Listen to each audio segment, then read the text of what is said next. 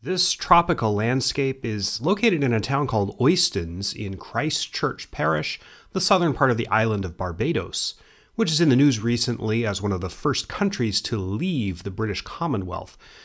Near this spot, only about 500 feet away, is an old burial vault dating from the colonial days of Barbados's history. This vault, sometimes known as the Chase Vault, is famous in paranormal lore for a series of weird events said to have occurred here at the beginning of the 19th century, where several coffins of local residents were found to have moved around by themselves or by some ghostly force. It's a relatively famous legend and one of the great spooky stories of the Caribbean, a region steeped in ghostly lore. But is there anything to it, or is this just another piece of pseudo-history? In this video, I'll try to get to the bottom of the infamous Chase burial vault legend, and at the end of the video, I'll tell you about another ghoulish story from the colonial Caribbean, which, unlike the Chase vault story, actually did happen. I'm Sean Munger. I'm a historian, podcaster, author, and teacher. Among other things, I teach history courses online at my website, seanmunger.com. If you go there and click My Courses, you can see what I'm offering. I've got one on the Vietnam War, another on Vladimir Putin, and a class on Pearl Harbor. That one's free. I also have a subscription offer where you can get access to most of the stuff I do. I have several podcasts. One is Second Decade, a historical show, which I'll talk about in a moment, Green Screen, the environmental movie podcast, and a brand new show called Age of Confusion, which is a dramatic show, alternate history. That's a fun one, and it just launched in March 2021. In what is now the town of Oistins, Barbados, in August 1812, a man named Thomas Chase, a wealthy landowner, died. It's not recorded what of. The Chase family owned a burial vault in the yard of Christchurch Parish Church. Yes, the name is redundant. Thomas had bought the vault in 1800, and it was a fashionable enough place for a rich British planter and his family to spend eternity. Chase's coffin was made of lead, which was not uncommon among wealthy people in the early 19th century. On that summer evening, undoubtedly hot and sticky as it often gets in the tropics, workmen hauled aside the great marble slab that blocked the entrance to the vault, and his pallbearers, there were 8 of them because the coffin was so heavy, they made a startling discovery. There were 3 coffins in the vault placed there before August 1812, that of a Thomasina Goddard, buried in 1807, Mary Ann Chase, Thomas's young daughter, buried in 1808, and another daughter, Dorcas Chase, who died only a month before her father did, rumor had it, by starving herself. But the pallbearers found the coffins in disarray all over the place. Obviously, this was impossible. The crypt was made of stone and had one entrance that was sealed up with a slab of marble. So what could have been mucking around in there, jumbling up coffins, and why? The pallbearers put Thomas where he was supposed to be and replaced the other coffins in their places, and then they sealed up the tomb and went about their business. 4 years later, in September 1816, another member of the family, Samuel Brewster Ames, died. Samuel was a baby. Infant mortality was pretty frightful in 1816, even among the rich. When they opened the Chase vault, the coffins were again found jumbled up and lying all over the place. Thomas Chase was in the weirdest position of all, leaning against the wall, head facing downward. Not easy to get a lead coffin, which takes 8 guys to lift, into that position. There was nothing else the pallbearers could do but try to put everything right again, so they did that. Incidentally, we're not sure who these pallbearers were, although one of them appears to have been Reverend Thomas Orderson, rector of Christchurch. Presumably there was a member of the Chase family present too.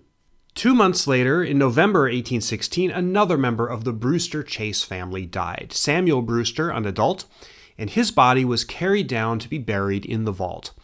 When they open the vault, they find the same thing, coffins upended, jumbled, thrown everywhere. The coffin of Thomasina Goddard, which was made of planks, not lead, had come apart. 3 times now this had happened. The attendants laid Brewster to rest, stacked the other coffins in their places. This wasn't a very big vault, so they had to be stacked on top of each other, and then they left. The Chase vault remained undisturbed for another 3 years. In 1819, a member of the family, Thomasina Clark, died. When they tried to open the vault, the big marble door wouldn't give. Eventually, the workers realized that the huge lead coffin of Thomas Chase was jammed up against the door. It took some doing to get the slab open, and the whole place was in shambles yet again.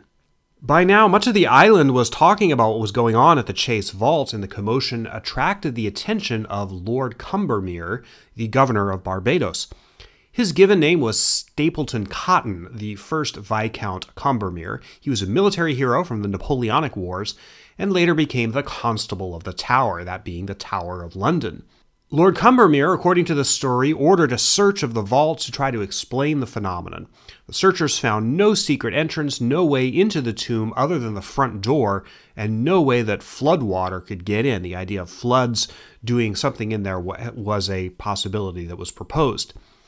This time, Combermere ordered sand sprinkled on the floor to show evidence of footprints or disturbance, and the marble slab he ordered would be sealed with cement, which he reportedly imprinted with his official governor's seal.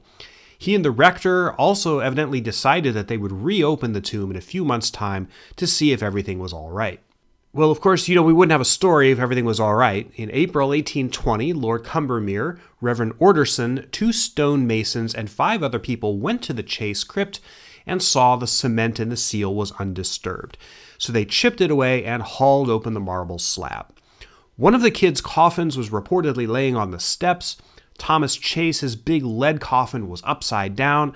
The only one that hadn't been screwed with was Mrs. Goddard's plank coffin, which was sort of hastily wired back together after one of the previous disturbances. The sand on the floor showed no footprints or disturbances of any kind. At this point, the Chase family decided to cut their losses. They moved their kin out of the vault and buried them elsewhere.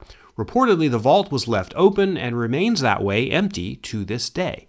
Thus, we're left with an insoluble mystery. Heavy lead coffins are moved around by some invisible force that can pass through walls and not leave marks in the sand.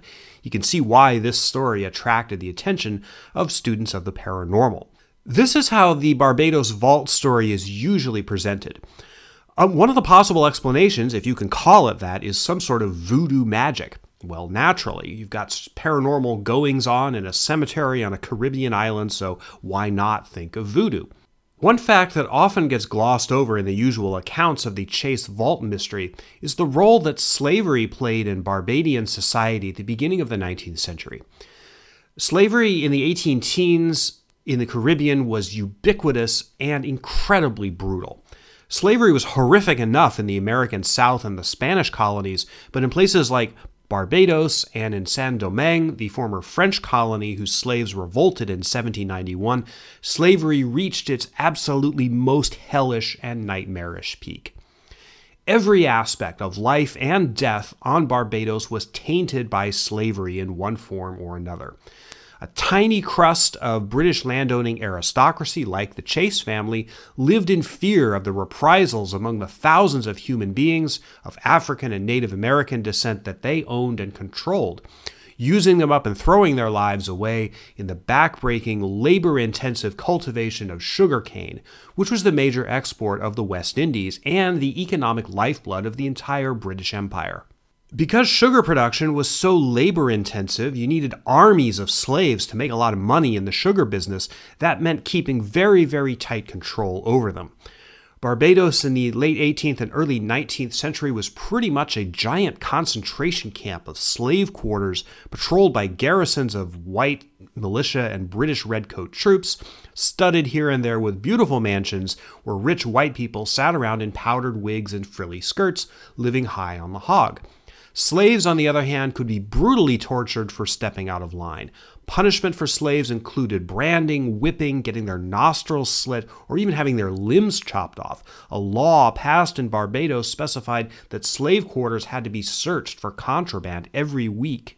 So far from being a tropical Caribbean paradise with palm trees and white sand beaches, the island where the Chase Vault story is said to have occurred was a hellish police state filled with troops patrolled by British warships with curfews and arbitrary searches.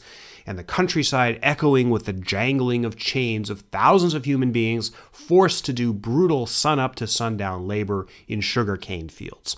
Oh, and we're in a tropical environment, so add to that malaria, cholera, dysentery, yellow fever, hordes of rats and roaches, and your not-so-occasional case of heat stroke. Even rich people like the Chases didn't live too well. Note in the Chase vault story how many of those buried in the vault were children or young people. So the big question, did this really happen? Is the Chase vault story true? Well, sorry to disappoint you, but the historical accuracy, the historicity, to use the professional term, of the Chase vault story is open to serious question. Here are the telltale signs from the standpoint of documentary history that this is a fish story.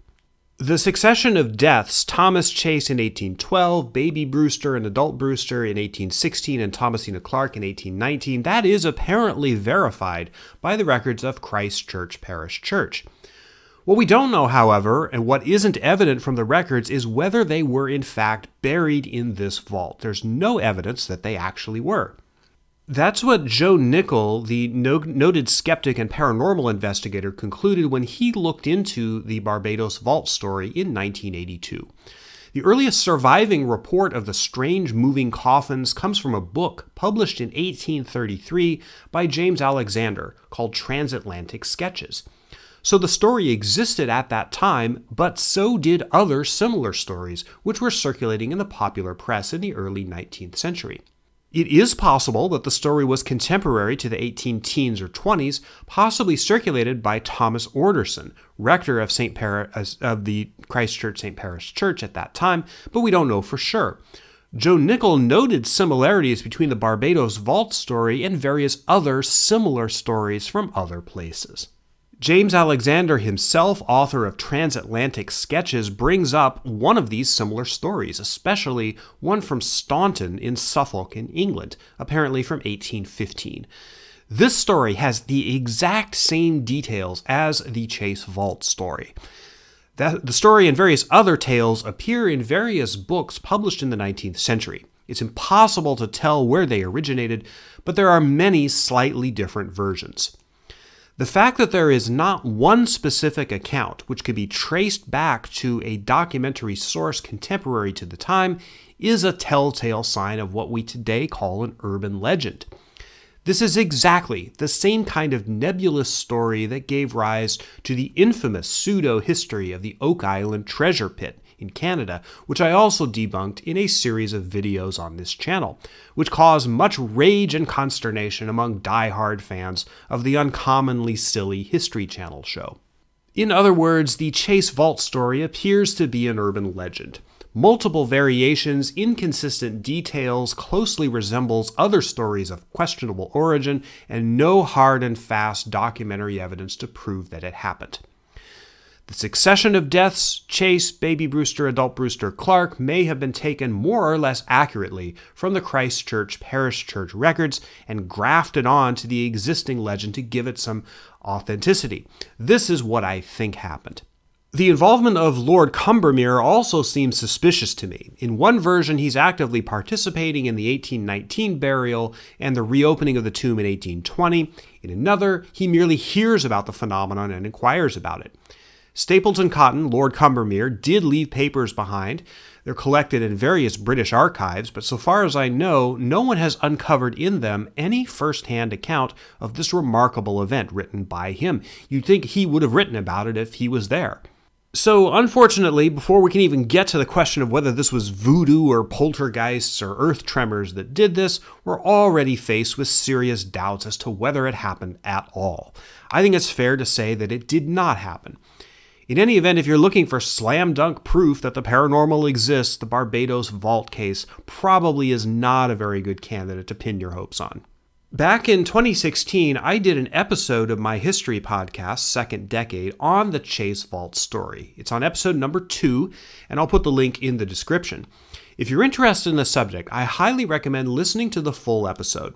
where I give some more details of the story and I also fill in a lot more of the context. Slavery in Barbados, for example, and a slave rebellion that occurred on the island in August 1816, which may have claimed the lives of one of the Chase family, said to have been buried in the mysterious vault. Also in that episode, as sort of a consolation prize to those of you disappointed to hear that the Chase Vault story is probably fake, I presented a story of a real occurrence, not in Barbados, but another island in the British West Indies, Nevis, that occurred in 1809, and which did definitely happen, and which I think is a much more interesting and tantalizing mystery than this fake one of moving coffins. Here's what happened. In February 1809, a strange, ornate wooden chest washed up on the beach of the island of Nevis. More than 6 feet long, bound with 16 iron clamps, the chest had been made watertight with the application of pitch, and had apparently been floating in the ocean for a very long time as it was covered in barnacles. Brought onto the beach by a group of slaves, the box was pried open and found to be filled with tea leaves, and the corpse of a young woman, about 30, overweight, with long dark hair and, quote, a good set of teeth. The woman had been completely embalmed in tea, which had preserved her body for however long she'd been floating out there. No message or inscription was found indicating who she was or how she'd come to be there. Obviously, this was some sort of deliberate burial at sea, but who was she? Where did she come from? Apparently she was wealthy, as she was overweight. Excess weight was a sign of wealth at the time, and more tellingly, she had good teeth. Tea was also quite expensive, especially to use as an embalming material. So somebody packed her into this box and set her out on the ocean, where she drifted perhaps for years until she washed up on Nevis that day. I found a detailed report of the recovery of the dead tea woman in a source called the Naval Chronicle, the official journal of the British Royal Navy during the Napoleonic era. A letter describing the discovery, dated February 27, 1809, was sent from the island of Nevis to the head of a parish church in Wales and was reported in the Naval Chronicle. Unlike the Chase Vault story, here is a single source from an eyewitness with specific details published in a reputable journal with a known provenance, which is how we know that the dead tea woman story is probably true. So if you want to hear more about the dead tea woman of Nevis, a fascinating real-life mystery from the beginning of the 19th century, check out episode 2 of Second Decade, and I hope you find it interesting. So if you like this video, please like, subscribe, share, do all the stuff that you normally do for a video that you like. Thanks very much for watching, and I'll be back soon with some more historical thoughts.